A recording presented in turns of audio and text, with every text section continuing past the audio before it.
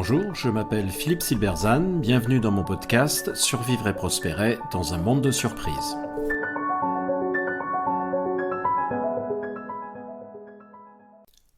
L'entreprise, dernier refuge dans une société déboussolée.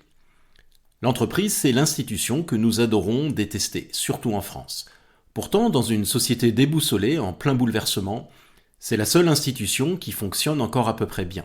Pour nombre de nos concitoyens, elle est un refuge dont ils attendent beaucoup, peut-être trop, ce qui n'est pas sans poser problème.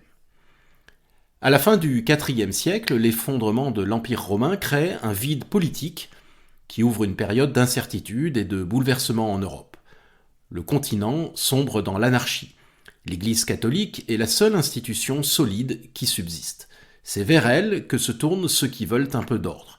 Elle va remplir le vide et prendra dès lors un rôle déterminant bien au-delà du seul domaine religieux, devenant pour plusieurs siècles l'acteur économique, politique et social dominant de la société. À maints égards, nous vivons une situation similaire. D'une part, nous vivons une période de bouleversement profond où plus rien ne semble avoir de sens. Les anciennes explications ne fonctionnent plus. De façon parfois brutale, ce qui était vrai devient faux ou inversement. L'impensable d'hier devient banal aujourd'hui. L'inédit devient notre quotidien. Les modèles anciens sont remis en question. De nouveaux modèles émergent, mais nous ne les partageons pas tous. Cette absence de partage fragilise le collectif. Parce que nous sommes certainement plus sensibles à une remise en question de modèles historiques qu'à l'émergence de nouveaux modèles, nous en tirons sans doute un profond pessimisme quant à l'avenir qui se ressent dans toutes les enquêtes d'opinion. D'autre part, l'État, qui en France a historiquement joué un rôle central dans la constitution de l'identité nationale, se montre de plus en plus défaillant dans ses missions principales. Police, justice, éducation nationale, transport, SNCF et RATP, santé, etc. Pour prendre un exemple entre mille, le nombre de Français qui pensent pouvoir compter sur l'État pour être protégés en cas de problème de santé est en nette réduction. On compte plutôt sur ses proches.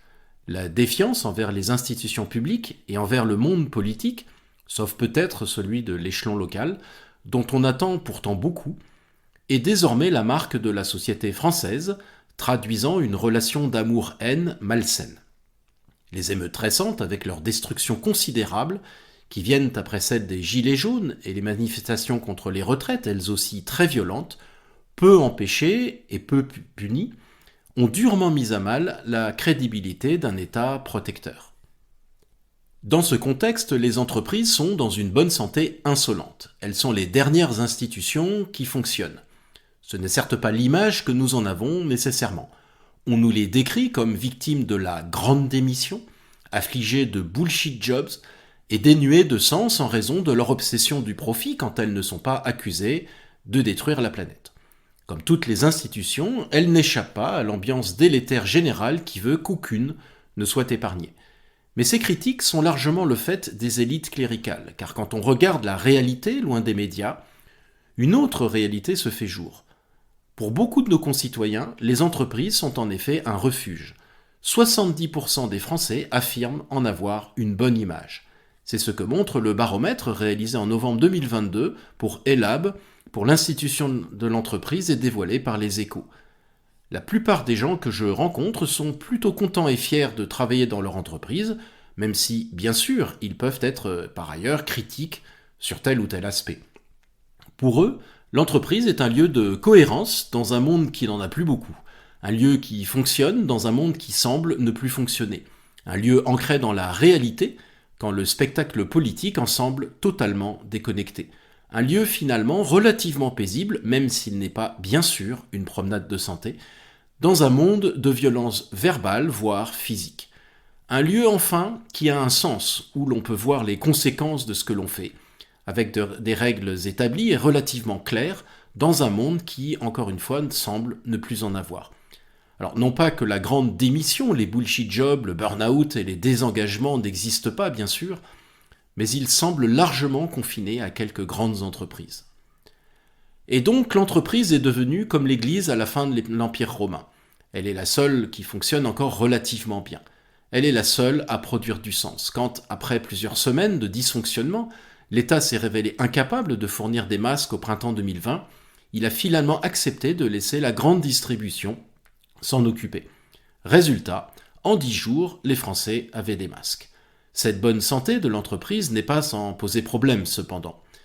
Car de façon logique, c'est vers elle qu'on se tourne de plus en plus pour régler les grands problèmes que l'État ne sait plus régler. Le sondage, évoqué plus haut, qui montrait la bonne image que les Français ont de l'entreprise, révélait par ailleurs que pour une majorité d'entre eux, celle-ci est attendue sur les grands sujets du moment. Le bien-être au travail, le pouvoir d'achat, la protection de l'environnement. On lui demande d'avoir une responsabilité sociale plus grande.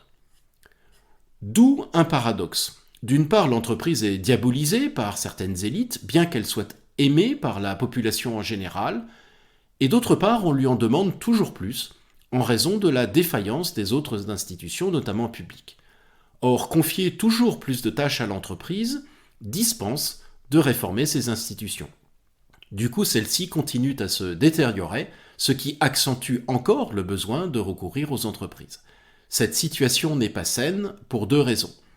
La première est que les entreprises sont ainsi amenées à agir sur des terrains qui ne sont pas les leurs. Non seulement elles y sont largement incompétentes, mais surtout elles se dispersent.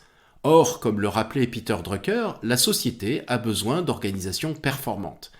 Il ajoutait que la clé de la performance d'une organisation est la concentration sur une tâche spécifique. Par exemple, produire des voitures, soigner des malades ou assurer un logement. Sans cette performance, l'organisation ne peut assumer aucune autre responsabilité. Plus elle se disperse, moins elle est performante sur sa tâche spécifique et moins elle sert la société. La seconde raison pour laquelle un appel croissant aux entreprises pour compenser les défaillances de l'État n'est pas sain est que cela entraîne une privatisation croissante de l'espace public qui est incompatible avec un régime démocratique.